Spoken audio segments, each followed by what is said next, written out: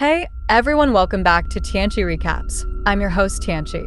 Today we're diving into a chilling horror film titled Warning, Do Not Play. Brace yourselves, cause this one's going to be intense. Let's jump right into it. The movie starts with Day sitting in a theater. While everyone else is watching the movie, she's asleep. When she wakes up, the entire place is dark and empty. Thinking the movie is over, she tries to leave, but the door is locked. She starts shouting for help. Suddenly, she hears a sound behind her.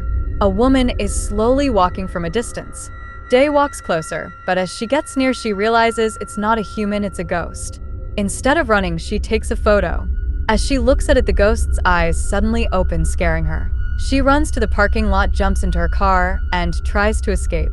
The lights around her start turning off one by one. She nervously asks who's there. Out of nowhere, the ghost appears right in front of the car, terrifying her. She screams and wakes up. It was just a dream. Day wants to become a successful director, and before she forgets the terrifying dream, she quickly writes it down. But she's not satisfied with the script. To get inspiration, she starts watching more horror movies, but none of them feel right. Later, her boss asks about the script. Day admits it's not finished yet. He gets frustrated and reminds her that he already gave her extra time. Now she has just 2 more weeks to complete a script based on the theater, or she'll lose her job. Feeling the pressure, Day reaches out to her friend who also works in the film industry. She asks if he knows any real horror stories. He tells her about a mysterious incident. On a graduation day in a university, a student screened a horror short film that was so terrifying. The entire university was shaken, and one student even died of a heart attack. When police questioned the student, he claimed that he didn't make the film, it was made by a ghost. The only clue Day's friend has is the name of the university where it happened. So Day visits the college and speaks to a lady professor.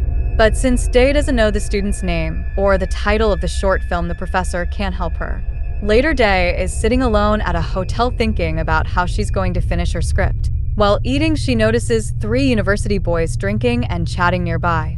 They're from the same college where the horror incident happened. She casually approaches them and strikes up a conversation. After getting friendly, she suggests a game. If they win, they can ask for anything they want.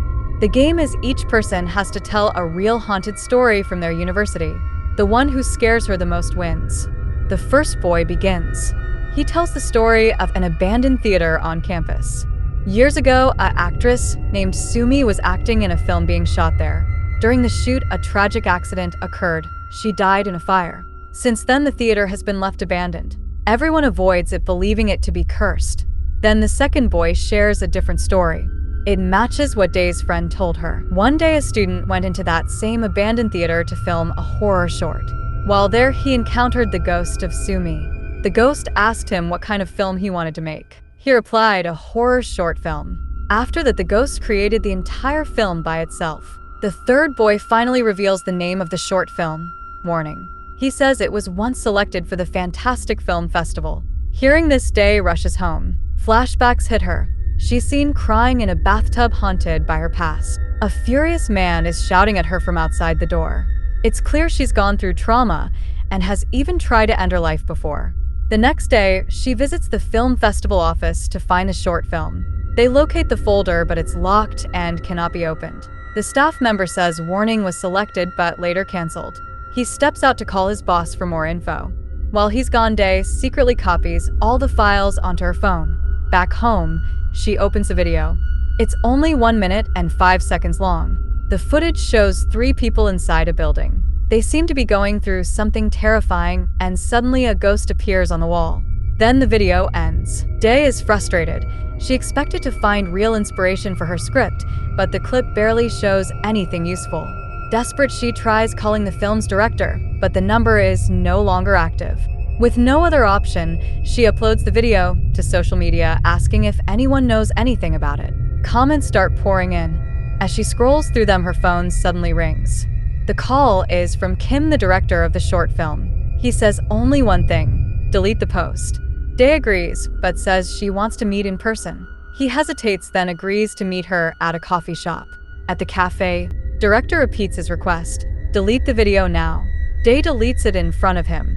Then he calmly tells her to pray to God and forget the short film ever existed. As he gets up to leave, Day insists on talking more. She threatens to repost the video if he doesn't explain everything. His mood changes and becomes furious and warns her.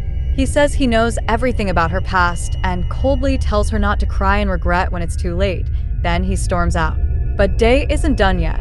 She secretly follows him, tracks down his house, and waits until he leaves. Then she sneaks inside. The house is dark and eerie. One room is filled with crosses hanging all over the walls, like some kind of protection ritual. In another room, there are terrifying drawings of the ghost, every wall covered with her face. Day searches for any physical copy of the short film. Finally, in a cupboard, she finds it.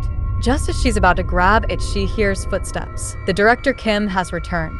Panicked, Day hides under the bed, holding her breath. Kim sits on the bed, visibly disturbed. He starts shouting into the dark, asking, "What do you want from me? Don't do this." Then he storms out of the room. Seeing her chance, Day tries to escape quietly, but suddenly Kim grabs her by the hair and yanks her back. He attacks her violently and even tries to kill her. In desperation, Day smashes a glass bottle over his head, grabs the cassette, and runs. Back home, she and her friend try to open the video on the cassette, but nothing works. The file is corrupted or formatted. Day, who risked her life for this, is devastated. Overwhelmed, she collapses and faints. When she wakes up, her friend is still working on recovering the file. She asks if there's any progress, but he doesn't answer. Instead, he turns toward her with a creepy smile. Then, in an instant, he transforms into Kim and attacks her. She jolts awake. It was another nightmare. In reality, her friend has managed to recover one video. They play it. It's behind-the-scenes footage from the making of the short film. In it, someone asks Kim why he chose to make horror films. Kim replies, "Horror films are the only thing that saved me." He explains that during his school days, he was constantly bullied and beaten. One day, after a particularly brutal attack, he was hospitalized in critical condition. While lying in bed, he watched a horror movie. For some reason, it made his heart beat stronger, and he started to recover. From that day, horror gave him strength. In a surprising parallel, Day also remembers a moment from her own life. She was hospitalized after her father's abuse. While recovering, she too watched a horror film, and for the first time felt a surge of energy and a strange comfort. Both Kim and Day, though strangers at first, had something in common. Horror films gave them strength when they were at their lowest. Inspired by this connection, they both set out to create the ultimate horror film, one that could empower others the way it did for them. That night, Day falls asleep with her laptop still open, deep in thought. When she wakes up, the power in her house is completely out. The room is dark and silent until she hears a sound coming from the bathroom. She walks over to check and finds something chilling: the same knife she once tried to end her life with during childhood. Terrified, she hears another sound, this time from outside the bathroom. She steps out and freezes. The ghost is standing right there, slowly approaching her. Day shuts her eyes in fear. When she opens them, the ghost's face is inches from hers, sending shockwaves of terror through her body. But even then, Day lifts her phone and takes a photo. The moment she snaps the picture, the ghost vanishes and the power comes back on. Right after, more files from the cassette finally begin to recover. She plays one. It shows another behind-the-scenes footage of Kim and his small film crew visiting the abandoned theater for the first time. The place looks terrifying, dark, broken, and perfect for shooting a horror film. While exploring, a photo suddenly falls to the ground. Written on it are the words, "1980 screening canceled," and the name Sumi. As they continue searching the theater, they notice something strange. A ghostly shadow appears on the wall and starts to move. Panic hits all three, drop their gear, and run out of the building in fear. Now Day begins to piece everything together. Everything that's happening is connected to one name, Sumi. She's convinced that Sumi's spirit is behind it all. Without wasting time, Day heads straight to the abandoned theater. Meanwhile, back at Day's house, her friend is still trying to recover more files from the cassette. A new video begins to play.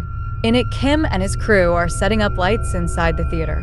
Suddenly, the lights shut off completely, and a disturbing sound echoes through the building. When the lights flicker back on, blood is splattered across the floor. One of their assistants is being dragged away by something invisible and badly beaten. Terrified, the rest of the crew panics and runs out. At the same moment, Day arrives at the theater. It's completely dark. She turns on her phone's flashlight and starts exploring. To her shock, she begins to witness what looks like events from the past. She sees the assistant from the video now banging his head repeatedly against a wall, screaming for help. Then a ghostly hand reaches out and drags him away into the darkness. Another crew member in the hallway can see Day. He can actually see her. Day freezes in fear. Before she can react, the ghost emerges behind the man and brutally kills him right in front of her. She captures everything on her phone, but in a flash, the scene disappears. The hallway is empty.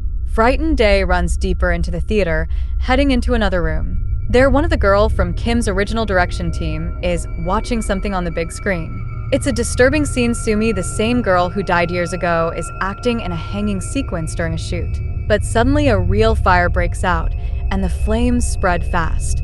Instead of helping her, the crew panics and runs out, leaving Sumi behind. She's trapped, still hanging, and burns to death.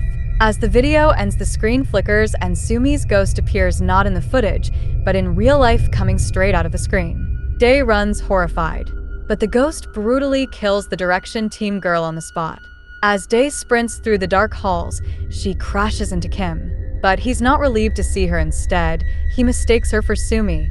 In his mind, the only way to end this curse is to destroy her. Since an axe can't kill a ghost, Kim pours petrol around Day, planning to burn her alive, just like Sumi died. Day screams, pleading with him. "I'm not Sumi." She tells him she knows he didn't kill his friends, that Sumi did, and she promises to tell the police the truth. But Kim just laughs. Then comes the twist. He looks at Day and says, "Do I look innocent to you?" The truth is, when his crew members were killed by Sumi's ghost, Kim saw everything. He discovered all their bodies. He knew what really happened. But instead of stopping, he edited all the ghost footage, turned it into a short film, and screened it in a theater, just to terrify people. And when the audience screamed and ran out in panic, Kim just sit there laughing and clapping like a complete psychopath. Kim loses control, convinced Day is Sumi. He pours petrol on both of them, ready to set everything on fire. But when he tries to light it, the flame goes out. Sumi's ghost is there. She blows it out, and then barbed wire appears, wrapping around Kim's neck and hanging him violently. Day doesn't run. She starts filming just like Kim once did. As he dies, he tells her, "If I'm a psychopath, then so are you." Day tries to escape, but a video starts playing on the screen. It shows her childhood when she tried to take her own life. The ghost appears with the same knife and starts stabbing her. Day struggles but can't get away. The ghost ties a noose and tries to hang her too. Remembering the flash scares, a Day takes a selfie. The ghost disappears but reappears even closer. She tries again to take photo, but the ghost stabs her in the face.